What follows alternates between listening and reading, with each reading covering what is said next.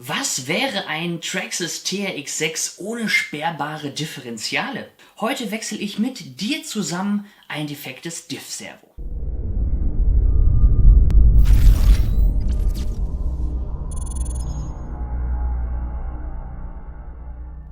Es geht weiter mit unserem TRX6 Tuning Projekt. Wir machen aus dieser alten Mühle hier was ganz Schickes Neues und heute ist nun mal das Diff-Servo an der Reihe. Ersatz habe ich hier schon besorgt, gibt es von Traxxas, aber auch von anderen Firmen. Bisher ist mir eigentlich noch keins von Traxxas kaputt gegangen, deswegen habe ich mir auch Ersatz hier vom Hersteller gekauft. Doch wie erkenne ich denn jetzt so ein defektes Diff-Servo? Das kann zum einen visuell erfolgen. Du bist im Gelände unterwegs und merkst einfach hier vorne, dass die Räder durchdrehen. Stehst an einem Steilhang, ein Rad blockiert und das andere dreht komplett durch. Das kann an jeder Achse sein. Dann siehst du also, das Diff ist nicht gesperrt. Aber auch so wie jetzt in diesem Zustand, du hast die Karosserie ab, schaust dir das Modell an und bewegst den Kippschalter zum Sperren und Entsperren der Differentiale und siehst auf einmal, dass ein Servo gar nicht mehr richtig läuft. Das sind die visuellen Möglichkeiten. Dann kommt aber auch teilweise die Akustik mit dazu, wie bei diesem Modell. Und das ist fantastisch, man braucht nämlich gar kein Soundmodul mehr. Wir schalten das Fahrzeug mal an und du wirst das Problem schon hören. So, dieses eine Servo macht also wahnsinnig viel Krach und wir können auch unterschiedliche Tonstufen einstellen, indem wir jetzt versuchen, die Diffs mal zu sperren. Du siehst, eines läuft, das für die Hinterachsen und hier vorne, da tut sich gar nichts. Da kann man auch irgendwie schön Musik drauf spielen. Du siehst also, das hat überhaupt keinen Zweck. Das für die Vorderachse, das tauschen wir jetzt.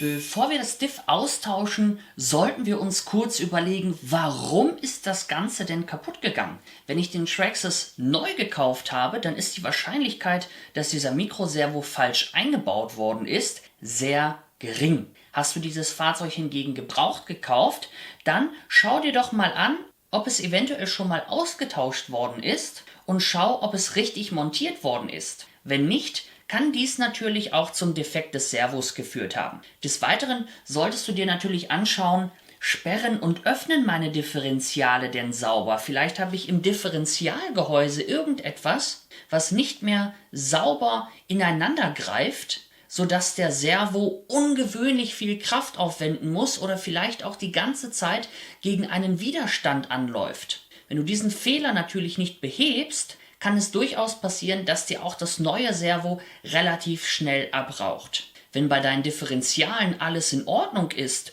und dein Mikroservo auch richtig eingebaut ist, du jetzt aber trotzdem einen Defekt hast, solltest du zudem nicht jetzt noch 2 Jahre damit rumfahren, denn ein nicht sauber schaltendes Servo kann natürlich zu erhöhtem Verschleiß gerade bei den Differentialen führen. Wenn dieses Servo einfach irgendwo in der Mitte stehen bleibt, dann schleifen da Dinge aneinander, weil das Differential einfach nicht sauber gesperrt oder entsperrt ist. Mit einem Wechsel von diesem Servo kannst du also auch Folgeschäden verhindern. Aber wie mache ich das Ganze?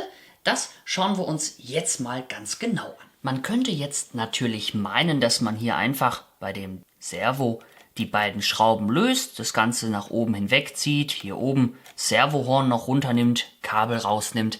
Ganz so einfach ist es nicht, denn die Kabelführung verläuft hier nach unten hinweg, sodass wir das hier auch ganz sauber verkabelt haben. Bedeutet, wir müssen erstmal hier in den Zwischenraum ran. Und das kann man besonders gut, wenn man das Akkufach ein bisschen anlöst. Dazu brauche ich einen 2 mm Inbus und löse erstmal diese beiden Schrauben hier im Akkufach. Wenn ich diese beiden Schrauben gelöst habe, dann kann ich das hier schon mal so ganz leicht anheben. Der eine oder andere wird denken, du kannst diese beiden Schrauben, die sich hier und in der Mitte befinden, auch durch dieses Loch hier lösen. Das finde ich tatsächlich nicht. Das funktioniert in meinem Fall gar nicht so gut. Deswegen, um das hier noch ein bisschen höher ziehen zu können, löse ich jetzt auch hier vom Akkufach eine Befestigung, die sich hier im Radkasten befindet. Vielleicht kann man es ein bisschen sehen. Genau, das ist dann diese Schraube hier. Und auch die werde ich jetzt einmal lösen. Wenn ich auch dies getan habe, siehst du schon, dass man das Akkufach hier so ein bisschen zur Seite ziehen kann, natürlich mit Vorsicht. Und wenn wir jetzt hier mal vorsichtig reinschauen, dann sehen wir, dass da eine Schraube ist. Das kann man jetzt sehr, sehr schlecht zeigen auf der Kamera. Da sitzt eine Schraube und hier relativ mittig. Und die werde ich jetzt beide einmal lösen. Sobald ich auch das getan habe, können wir hier diesen ganzen Frame so ein bisschen rausnehmen und du siehst schon, hier sitzen beide Servos drin. Hier ist auch nicht mehr der Original-Servo drin. Der Vorbesitzer hier hat das auch schon ausgetauscht. Und hier, das ist so eine Kabelführung, die wollen wir natürlich vermeiden, ne? Das soll ja schön nach unten hinweglaufen. Als nächstes werde ich jetzt die beiden Schrauben hier am Servo lösen und auch das Servohorn, sodass wir keinen Kontakt mehr zwischen Servo und Fahrzeug haben. Wir können das Ganze jetzt hier mal vorsichtig abziehen. So sieht es dann aus und auch dieses kleine Teil. Und hier sehen wir schon den Kranz, in dem Fall hier aus Kunststoff. Und jetzt können wir starten, diesen Servo vorsichtig nach oben rauszuziehen. Wenn das nicht klappt, dann kann man auch von unten so ein bisschen nachdrücken. So, und jetzt haben wir den hier vereinzelt. Jetzt können wir natürlich schauen, wir müssen natürlich in die Empfängerbox, um unser Kabel zu lösen. Aber da hier recht viele Kabel reingehen, können wir jetzt dadurch, dass wir so ein bisschen wackeln und ein bisschen ziehen, feststellen, um welches Kabel es sich handelt.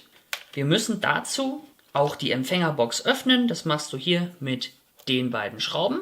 Na, sieht man's? Mit den beiden Schrauben und hier mit den 3 Schrauben. Du siehst hier jetzt den ganzen Kabelsalat. Wenn wir mal schauen, das vordere Servo, so, das befindet sich hier von unten gesehen an zweiter Stelle. Dieses Kabel hier ist es, das ziehen wir mal vorsichtig raus. Und wenn du dir jetzt nicht ganz sicher bist, dann schalte das Fahrzeug doch nochmal ein und schau, welches der beiden Servos du jetzt abgeklemmt hast. Nicht, dass du aus Versehen das falsche abklemmst. Ich habe jetzt hier das richtige und jetzt kann ich mir den Weg suchen. Wir gehen jetzt natürlich rückwärts zurück zum Servo. Das kann man dann später alles wieder hübsch machen. Gehen hier aus dem Bereich einmal raus und können dann hier das Ganze vorsichtig einmal abnehmen. Servo ist draußen. Bei der Gelegenheit habe ich dann auch gleich die Kabelführung des Vorbesitzers korrigiert, wenn wir da sowieso schon gerade dabei sind. Hier haben wir mal das neue Servo. So sieht es aus. Das setzen wir jetzt natürlich ein, verlegen das Kabel unten her, so wie wir es gerade gelernt haben, gehen zurück zum Empfänger. Und was mir hier mal aufgefallen ist bei dem neuen Servo, dieser Servokranz hier oben ist zwar weiterhin aus Kunststoff, ja, der ist aber grau und nicht mehr weiß. Vielleicht weißt du, ob die hier mal irgendwas verbessert haben. Das schreib mir gerne mal in die Kommentare. Der Servo hier wird jetzt also eingesetzt, Kabel vernünftig geführt und dann schrauben wir das Ganze wieder fest. Der Rahmen ist jetzt hier mit der mittleren Schraube und hier hinten mit der Schraube wieder fest. Das sehen wir auch. Auch das Servo habe ich hier links und rechts schon festgeschraubt. Achte bei deiner Kabelführung darauf, dass du hier keine großen Drehungen drin hast, keine Knicke drin hast. Das kann auf Dauer das Kabel beschädigen. Und jetzt hier bei dem Einführen in die Empfängerbox am besten nochmal schauen, dass du alle nebeneinander hast, dass das alles schön abdichtet, sonst kannst du später die Wasserdichtigkeit der Box nicht mehr gewährleisten. Hier also einmal alles schön rein verlegen. Wir stecken den Servo hier an seinen Steckplatz. Dann kommen hier die beiden Schrauben wieder rein mit der Haube und auch die Empfängerbox wird mit den 3 Schrauben wieder geschlossen. Und dann können wir auch schon den ersten Test vornehmen. Für den ersten Test schließen wir das Fahrzeug wieder an Strom an. Wir schalten die Fernbedienung schon mal ein und stellen den Kippschalter zum Sperren der Differentiale ganz nach links, sodass alle Differentiale geöffnet sind. Warum machen wir das? Bei der Fertigung oder beim Transport kann es natürlich immer passieren, dass sich dieses Servo nochmal so ein bisschen dreht und wir wollen ja auch wirklich die Nullstellung haben und beim Einschalten geben wir dann sicher, dass dieser Servo sich einmal in diese Nullstellung hineinbringt, bevor wir das Servohorn vorne draufsetzen. Und das machen wir jetzt mal. Ich schalte das Fahrzeug jetzt einmal ein und wir hören mal hin. Zack. Und du hast schon gesehen, hier hat sich auf einmal das Servo nochmal ein ganz kleines Stückchen bewegt. In der Fernbedienung sind die Differentiale geöffnet und auch dieses Servo befindet sich jetzt in der geöffneten Stellung und jetzt können wir das Servohorn beruhigt aufsetzen. Wer möchte, kann jetzt noch mal testen, funktioniert das Servohorn, und wir sehen, es funktioniert einwandfrei. Wir können also jetzt weiter mit dem Einbau fortfahren. Das Fahrzeug ist jetzt wieder ausgeschaltet. Das Servohorn setzen wir im ausgeschalteten Zustand wieder drauf und laut Traxxas ist es so, dass diese kleine Nase hier nach unten kommt. So, ich hoffe, dass das bei diesem Fahrzeug auch immer noch der Fall ist. Es ist ja gebraucht und schon eine Weile im Einsatz, aber hier sehen wir diese leichte Nut und da setzen wir jetzt den Bereich hier mit der Feder vorsichtig auf. Und um das Ganze zu befestigen, kommt dann hier in der Mitte die Schraube hinein. Die Schraube ist drin und hält diese Feder jetzt an Ort und Stelle, genauso wie das Servohorn. Jetzt können wir den ersten Test machen. Wir schalten die Fernbedienung ein und auch das Fahrzeug und schauen mal, ob alles funktioniert. Das Fahrzeug ist eingeschaltet, Differential ist offen. Das, was du jetzt zwischendurch mal hörst, das ist so ein bisschen hier der Lenkservo. Differential ist offen, passt alles soweit. Wir schalten jetzt die Vorderachse auf gesperrt. Zack, das Ganze läuft. Du hörst, der arbeitet noch ein bisschen. Wir müssen natürlich hier auch ein bisschen die Räder drehen. Klack. Die Diff-Sperre ist drin und wir horchen mal. Brummt dieses Servo? Muss dieses Servo gegen irgendetwas ankämpfen? Nein. Das klingt wunderbar. Da ist nämlich gar nichts. Das Ganze ist gesperrt. Wir öffnen es wieder. Zack. Und vielleicht ein leichtes Klacken. Geht schon so. Schaltet also ganz wunderbar das Differential. So muss es laufen. Was jetzt natürlich nicht fehlen darf, wir müssen das Akkufach wieder festmachen und das machen wir ganz einfach mit den beiden Schrauben, die wir hier zu Anfang entnommen haben und dieser kleinen Schraube im Radkasten.